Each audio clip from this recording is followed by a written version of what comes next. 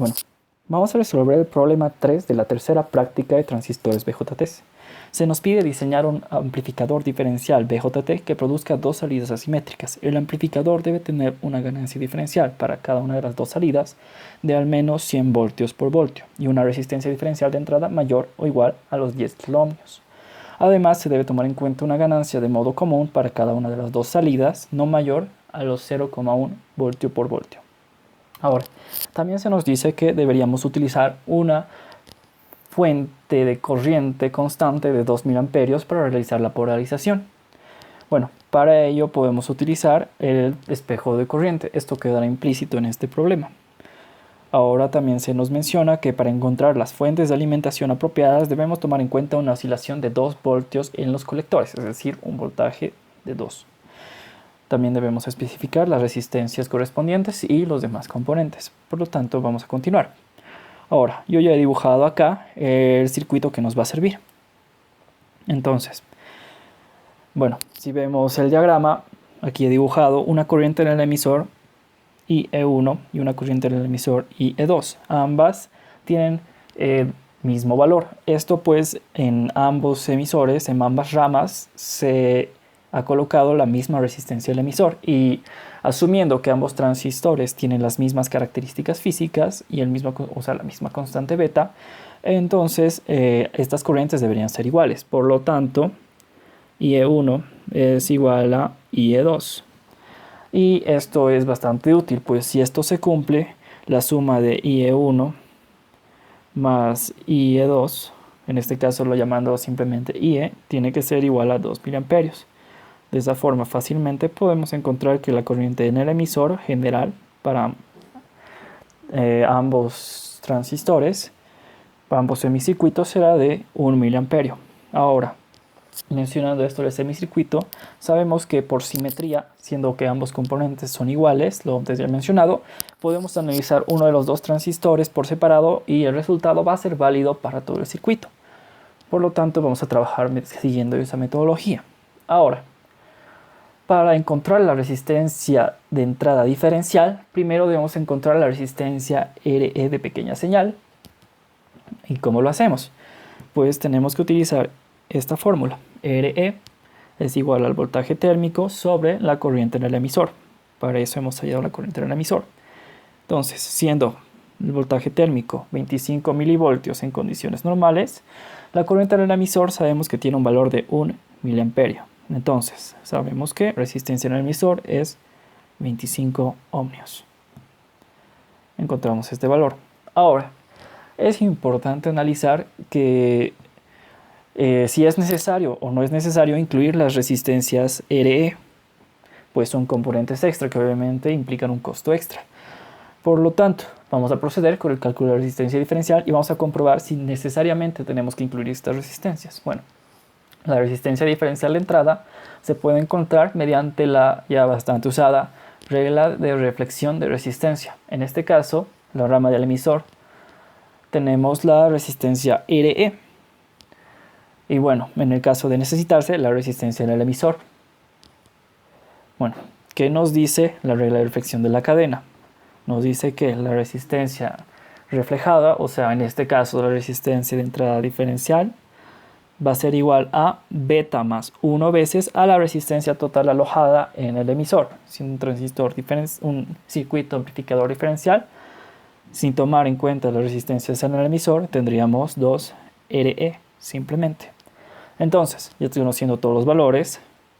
R y D va a ser igual a 100 más 1 por 2 por 25 ohmios.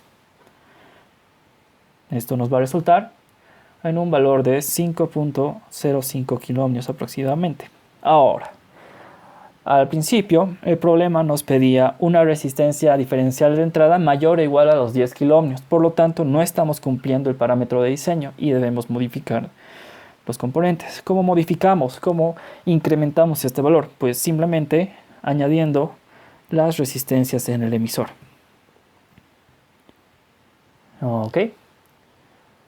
Entonces, ¿cómo procedemos?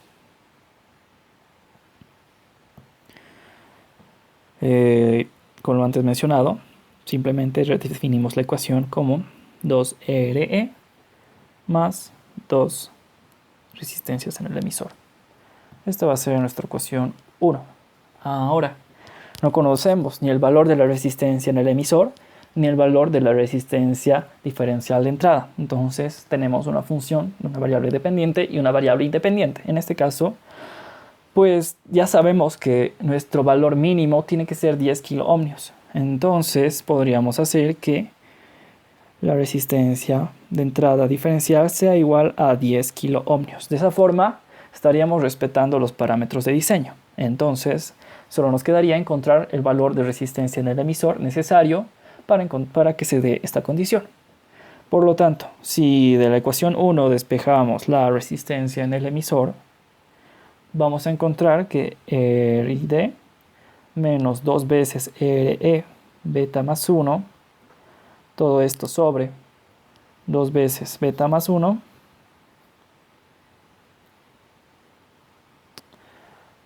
nos va a dar la resistencia en el emisor. Reemplazando los valores que ya conocemos, tenemos que 10 kiloohmios menos 2 por 25 ohmios por 100 más 1 nos resulta en una resistencia en el emisor con un valor de 24.5 ohmios. Ahora, a modo de especificar un valor relativamente más real, más fácil de alcanzar en la práctica, pues podemos aproximar esto a una resistencia en el emisor igual a los 25 ohmios. Esto no va a variar de manera significativa los cálculos y es aceptable. Ahora, se nos pide diseñar un amplificador diferencial que nos brinda al menos una amplificación de 100 voltio por voltio. Ahora, al pedir el ejercicio que la brindemos una salida simétrica en cada salida, para la redundancia, podemos utilizar esta ecuación, la que les voy a mostrar.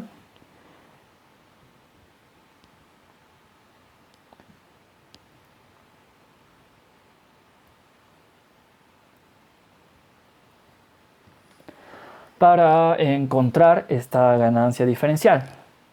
Ahora, si analizamos esto, simplemente viene de una regla de diseño, la cual es mencionada en el libro base, en Cedra, que nos dice que la ganancia diferencial se obtiene simplemente dividiendo la resistencia total en el colector, RC, entre la resistencia total del emisor, que como ya sabemos es 2R del emisor más 2 veces la resistencia interna. Por lo tanto, siendo valores conocidos, podríamos despejar alguno de los dos. En este caso, llegamos a lo mismo que teníamos antes, una función con una variable dependiente y una variable independiente, teniendo AD como un valor desconocido y RC como un valor desconocido. En este caso, ya tenemos un parámetro de diseño que nos dice que la amplificación diferencial tiene que ser de al menos de 100. Por lo tanto, podríamos hacer que para cumplir esto, AD tenga el valor de 100 voltios por voltio. De esa forma, ya tendríamos que solamente despejar la resistencia en el colector. Si hacemos eso, vamos a encontrar que RC va a ser igual a 2R emisor más la resistencia RE. Todo esto multiplicado por la ganancia diferencial. Reemplazando estos valores, vamos a tener que 2 por 25 ohmios más 25 ohmios por la ganancia diferencial de 100, que queda en voltio por voltio, se anulan las unidades. Obtenemos una resistencia en el colector de 10 kiloohmios. Y dado que no se necesita de ningún parámetro para la resistencia del colector, es un valor aceptable. Entonces, continuando, lo siguiente que deberíamos hacer es calcular la ganancia en un nodo común. De manera similar, podemos ver que el problema mismo nos pide que esta no sea mayor a 0,1 voltio por voltio. Entonces, al igual que el anterior, podemos utilizar el valor de 0,1 para definir ACM. De esa forma, cuando utilicemos una ecuación análoga a la antes mencionada, que es la siguiente. ACM es igual a RC, la resistencia total en el colector, sobre 2R más RE más RE. Ahora, ¿por qué he empezado a incluir este 2R y le he quitado el 2 que multiplicaba tanto a la resistencia en el emisor y a la resistencia interna? Esto es producto del análisis del semicircuito en modo común, el cual voy a mostrar más adelante en una parte donde es mucho más necesario que se analice. De momento, simplemente podemos utilizar esta ecuación como una fórmula y reemplazar los datos que conocemos.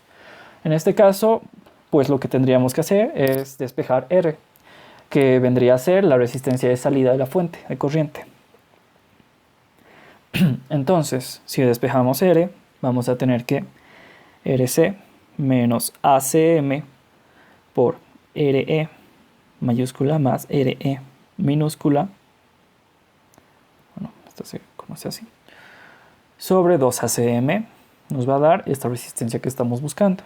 Por lo tanto, si reemplazamos los valores, vamos a tener que 10 kiloohmios menos una amplificación de 0,1 por 25 ohmios más 25 ohmios dividido entre 2 veces la amplificación, pues nos va a dar una resistencia con un valor de 50 kiloohmios aproximadamente. Como ya sabemos, pues vamos a utilizar valores que son más o menos comerciales. 50 kiloohmios, ¿ok? Ahora, pues ya tenemos la resistencia de salida, la resistencia del colector, la resistencia en el emisor. Todo esto bajo los parámetros de diseño. Lo que vendría a continuación es definir las fuentes de voltaje con las que vamos a alimentar el circuito. Para ello tenemos que tomar en cuenta que se nos pide que el voltaje colector 1 y el voltaje colector 2 tengan un valor de 2 voltios más menos, ¿verdad? Por lo tanto, obviamente, asumiendo una igualdad de características en ambos transistores para que se dé que el voltaje en el colector 1 y el voltaje en el colector 2 sean iguales, pues podemos definir mediante nodos el valor del VCC. ¿Cómo lo hacemos? Simplemente tenemos que analizar que, viniendo acá, tenemos VCC y la corriente del colector que fluye a través de esta rama. Y llegamos pues a VC1 en este caso. Entonces la corriente del colector simplemente va a ser la diferencia del potencial de la rama sobre la resistencia que se opone a su paso. La corriente del colector va a ser VCC menos VC sobre ERC. Simplemente despejamos el voltaje del colector-colector y tenemos que es el voltaje colector más la corriente del colector por la resistencia en el colector. Reemplazando los valores conocidos, vamos a obtener que VCC con un valor de 2 voltios mínimamente, más IC, que sabemos que tiene un valor aproximadamente igual a la corriente del emisor, siendo alfa en este caso aproximadamente 0,99, tratándose de un beta de 100. Vamos a aproximarlo así, por el valor del emisor que ya conocemos, por la resistencia del colector que ya calculamos que tiene un valor de 10 kiloohmios. Entonces VCC nos va a salir aproximadamente más o menos 9 voltios. Por lo tanto, un valor más común sería que definamos VCC como más o menos 12 voltios. Obviamente, un valor mayor, no tan mayor, aproximadamente de 12 a 15 voltios estaría aceptable para resolver el ejercicio y que funcione como queremos, respetando esa oscilación que se menciona en el problema, ¿verdad? Ahora, el valor que nos queda por encontrar es el valor de la resistencia de entrada en modo común. Ahora, esta, como ya se mencionó anteriormente, la podemos obtener a partir del semicircuito de modo común equivalente. Entonces, para hacer eso voy a pasar a dibujarlo. Con el semicircuito nos referimos a que estamos tomando esa parte, una de los transistores. Entonces, pues vamos a hacer que VCC esté acá. Aquí está nuestra resistencia del colector y acá va a estar nuestro transistor Q1, digamos. Y bueno, ya sabemos que aquí abajo tendrá que estar la resistencia en el emisor y acá tendrá que estar el voltaje común.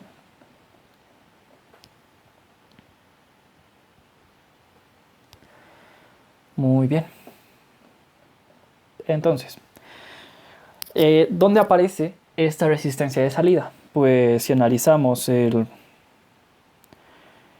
diagrama que está acá, si simplemente analizamos una de las partes, esta parte de acá, de alguna forma tenemos que llevarla a ambos semicircuitos. Entonces, según la teoría, lo que se debe hacer es multiplicar por 2 esta resistencia y dividir entre 2 la fuente de corriente. Claro, dándose las condiciones con las cuales estamos trabajando en este momento, de simetría. Por lo tanto, siguiendo eso, vamos a tener 2 veces la resistencia de salida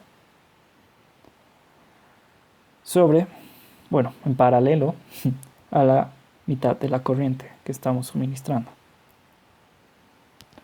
Ok, entonces este es el semicircuito de modo común. Ahora sí podemos, si queremos analizar una vez más cuáles son las resistencias que hay en el colector, es RC. ¿Y cuáles son las resistencias que hay en el emisor? Está la RE interna del transistor, la RE de la resistencia de la rama del emisor y está la resistencia de salida multiplicada por 2. Entonces sí se cumple la regla de diseño de amplificación para la ganancia de modo común. Entonces, ahora, adicionalmente a eso, sabemos por la teoría que se menciona en el CEDRA que la resistencia de entrada RICM, en este caso, se multiplica por 2. ¿Ok? Pueden revisarlo en el libro de base y van a ver que sí se cumple. Entonces, RICM es la resistencia reflejada en la base. Entonces, lo que deberíamos utilizar es la anteriormente ya mencionada regla de la reflexión de la resistencia, la cual vamos a repasar lo que nos dice que la resistencia reflejada hacia la base, en este caso la resistencia interna, la resistencia de entrada en modo común, pues es beta veces más 1 la resistencia total que puede ser apreciada en la parte del emisor, toda esta parte, ¿verdad? Entonces, implícitamente tenemos la resistencia RE, también tenemos la resistencia en el emisor y tenemos 2 veces la resistencia de salida. Simplemente lo que nos queda hacer es reemplazar estos valores. Vamos a tener, bueno, si esto lo pasamos al otro miembro de la ecuación, 100 más 1 por 25 ohmios más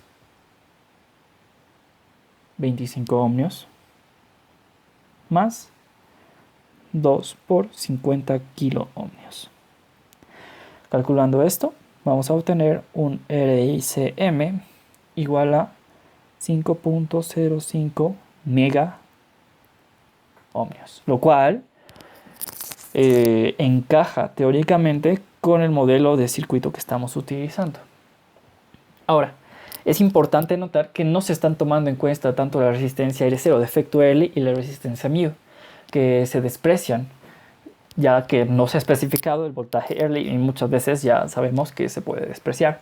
En caso de que estas resistencias sí se especificara y sí se requiriera su uso, lo que debería hacerse es calcular este RICM como el paralelo de este factor de aquí